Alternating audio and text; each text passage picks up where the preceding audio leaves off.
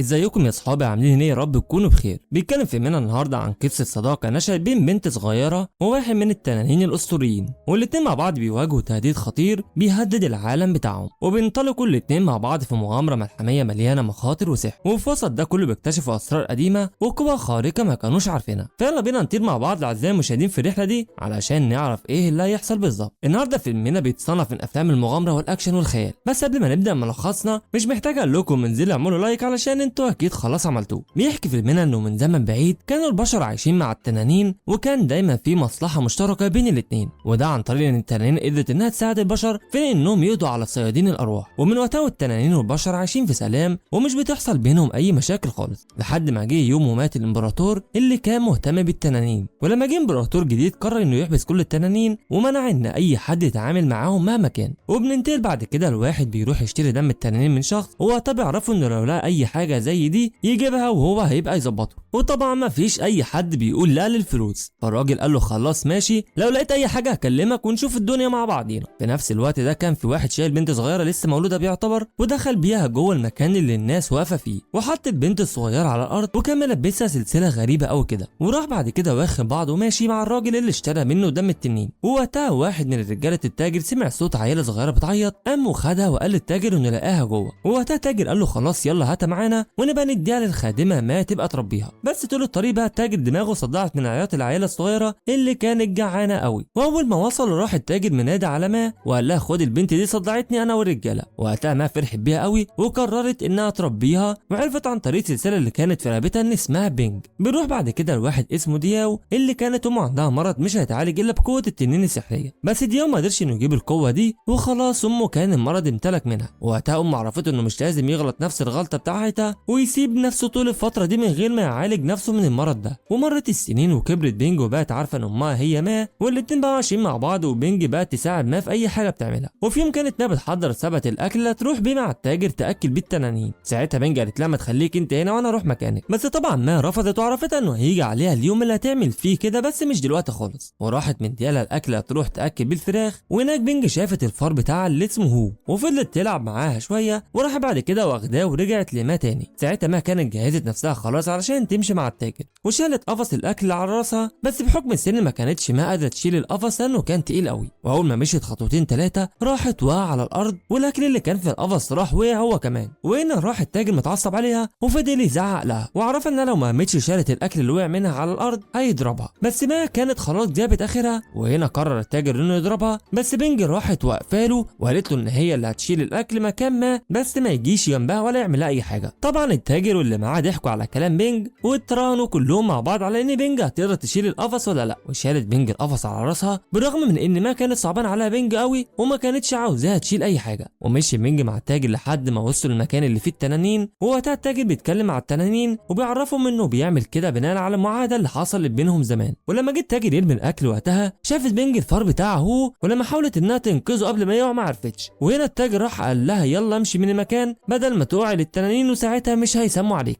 ومن هنا بينج ولا سمعت لكلامه وراحت مستخبيه في المكان. واول ما التاجر مشي قامت راجعه للمكان اللي وقع فيه هو، وقامت جايبه حبل وقررت انها تنزل تجيب هو من تحت، بس وهي نازله راح الحبل مقطوع ووقعت على ايديها واتعورت. بس لقت هو قاعد تحت، وساعتها سمعت صوت التنانين اللي موجوده وكانت خايفه قوي منهم. بس واحد من التنانين راح مطلع قوه لونها ازرق منه وراح موجهها في ايد بينج، وساعتها الجرح اللي في ايد بينج اتعالج. وده اللي زود استغراب بينج ناحيه التنانين انهم ما هجموش عليها، وراحت شكراهم وقررت انها تطلع بقى علشان تروح. وهنا واحد من التنانين قام شايلها وخرجها من المكان وتكمن انها خلاص مشيت. واول ما خرجت بينج قعدت تتفرج على النقوش اللي كانت مرسومه على الحيطان وكانت مبهوره بيها قوي. بعد كده بتلاقي بينج واحد من التنانين بيتكلم معاها وبيعرفها انها مش مجرد خادمه، وان مهمتها تحمي البيضه اللي موجوده قدامها دي. وطبعا بينج كانت مستغربه من الكلام لانها مقتنعه انها مش هتقدر تعمل حاجه، بس التنين فاهمه ان البيضه دي مش بيضه عاديه وانها فيها قوه كبيره جدا عشان كده لازم تحميها، وان اللي جوه البيضه ده اسمه كاي، وان البيضه دي لو وقعت في ايد اي حد غيرها ممكن يعمل بيها حاجات كتيره شريره. وفي الوقت ده طلع التنين منه قوه كبيره واداها لبينج، وساعتها ما كانتش مصدقه اللي بيحصل، بس اقتنعت فعلا من جواها انها مش مجرد خادمه وخلاص، وان لها دور اكبر من كده بكتير، وهي انها تقدر تحمي البيضه كاي. وبتصحى بينج بعد كده من النوم ووقتها بتحس ان الدنيا بتهتز من حواليها والحاجه عماله تتكسر. ووقتها خرجت تشوف ايه اللي بيحصل، وبتلاقي في شعاع لونه ازرق خارج من السماء. ولما سالت معاها على الموضوع ده راحت نام عرفان ان في واحد من التنانين مات. وبنشوف التاجر بيوم رجالته انهم يروحوا ياخدوا التنين التنين اللي مات ده ويقطعوه علشان خاطر يستفيدوا منه. وفي الوقت ده كانت بينج واقفه بتشوفهم هما بيعملوا كده وما كانتش مستحمله اللي هي شايفاه. ولما رجع بينج لنا وقتها ما قالت لها انت كنت فين امبارح يا بينج، فعرفتها بينج انها كانت موجوده في البيت تاني، وراحت مديالها ماء صينيه وقالت لها روحي قدميها للمستشار الامبراطوري اللي جاي من تشنغان واوعي تعملي اي حركه كده ولا كده يا بينج.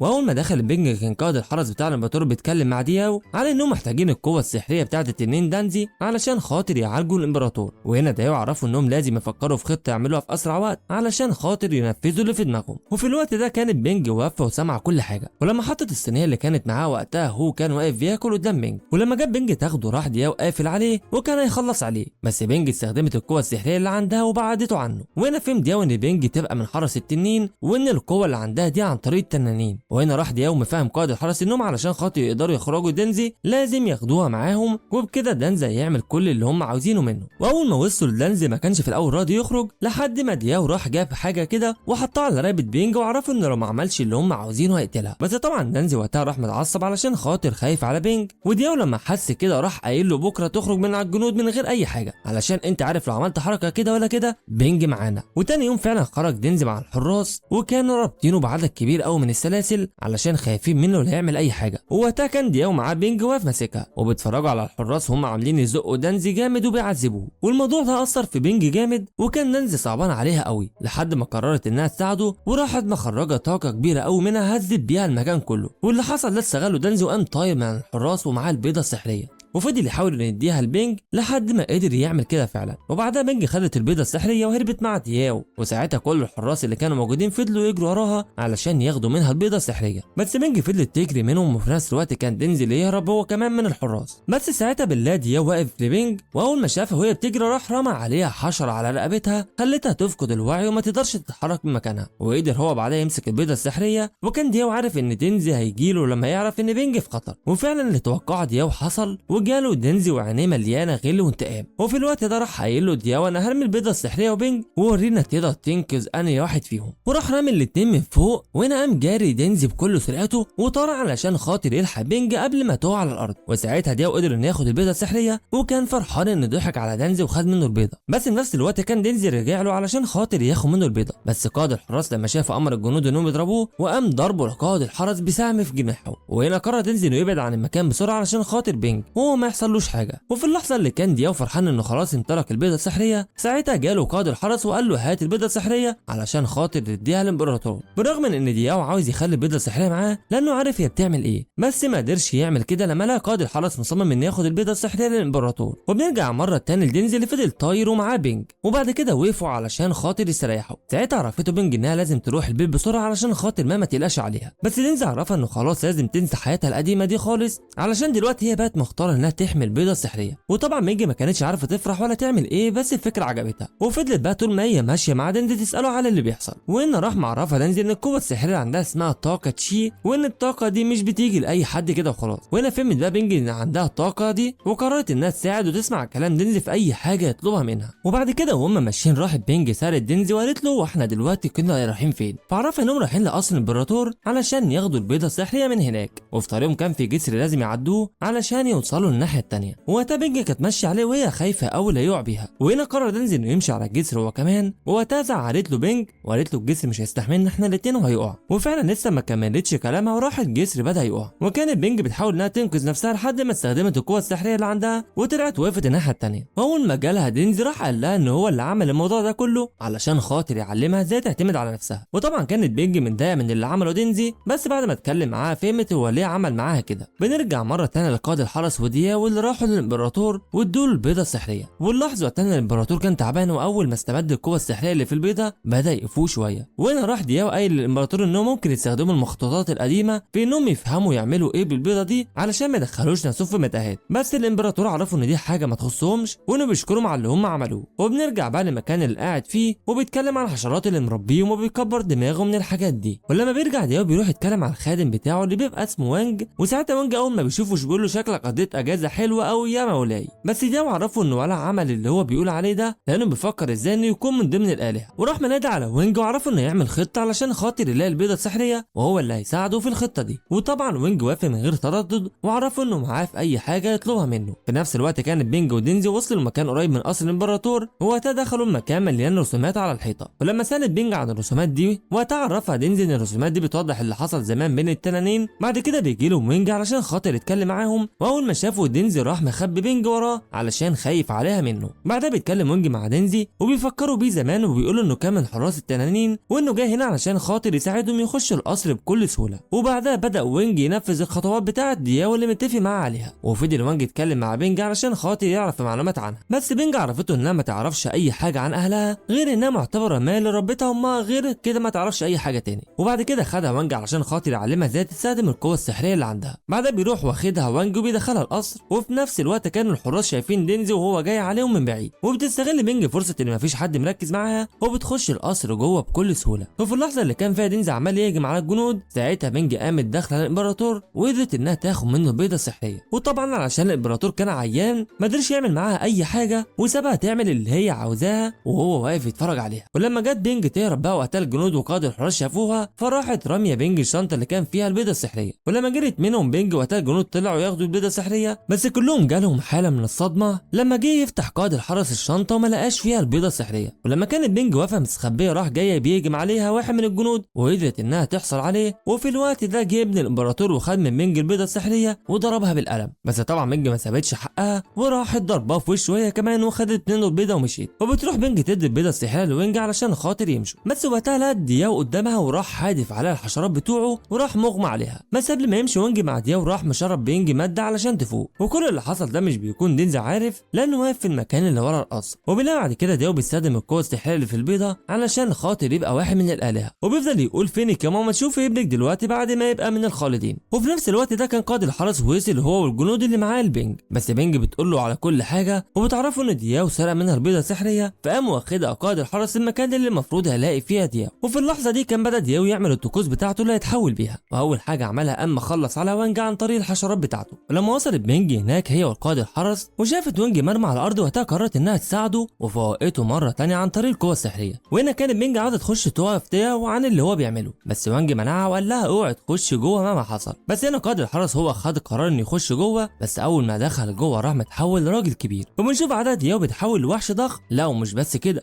ده كمان بيخرج كل صيادين الارواح علشان يبقوا الجيش بتاعه. في الوقت ده كان الفار هو راح لدنزي وقال له على كل حاجه. وبنرجع مره ثانيه لبينج اللي ادت البيضه السحريه لقائد الحرس وعرفته انه يخلي باله منها، وهي قامت رايحه تهاجم دياو وبتفضل تضرب فيه بالقوه السحريه اللي عندها. بس وقتها كان دياو مش بيتاثر منها، بالعكس ده كان ساعتها بيزيد حجمه. في اللحظه دي بيجي دانزي وبيبدا يهجم على دياو بكل قوته، بس ما كانتش في اي حاجه بتاثر في دياو لانها اقوى منه بكتير. ساعتها بينج لما لقى دانزي مش عارف يعمل اي حاجه مع دياو راحت قال له انه يستخدم القوه السحريه اللي عنده ويضرب بيها دياو. ورغم من ان دانزي ما كانتش عاجباه الفكره بس قرر انه يسمع كلامها، وفعلا فضل يضرب دياو بالقوه السحريه وفضل دياو حجمه يكبر ويكبر لحد ما راح منفجر واتكل على الله هو وصيادين الارواح. وبتروح بينج تتكلم مع قائد الحرس وبتاخد منه البيضه السحريه وبتشكره على اللي كل عمله معاهم. وبعد كده بتاخد بعضها هي ودينزي وبيطيروا وبيعدوا على بحيره التنانين في الجو. ولما تساله بينج ايه موضوع البحيره دي فعرفها دينزي كل حاجه. وبينزلوا بعد كده على الارض، وقتها بيكون دينزي مش قادر من الاصابات اللي موجوده في جسمه، وراح قايل لبينج انها تاخد البيضه السحريه بتاعه كاي وتخش تحطها جوه. وفعلا عملت بينج كده واتولد كاي، واول ما شافت بينج قدامه جري عليها وفضل يلعب معاها. بس لما خرجوا الاثنين لقوا دينزي تعبان قوي، وقتها دينزي بيتكلم مع بينج وبيوصيها على كاي وبيكون خلاص بيموت. بس هنا قررت بينج انها تستخدم القوه اللي عندها علشان خاطر تنقذ دينزي، وعرفته انها تبعته لبحيره التنانين يتعالج هناك. وفعلا قدرت بينج انها ترفع دينزي بالقوه اللي عندها، وساعتها الهوا خدوا لبحيره التنانين. ووقعت بينج بعد كده على الارض لانها استخدمت قوه كبيره قوي من اللي عندها. وفي الاخر بنلاقي بينج بتاخد كاي وبيرجعوا مع بعض علشان خاطر تخلي بالها منه وتربيه. لحد هنا يكون خلص فينا النهارده. اتمنى يكون الملخص عجبكم، واشوفكم في ملخص جديد بكره. مع السلامه.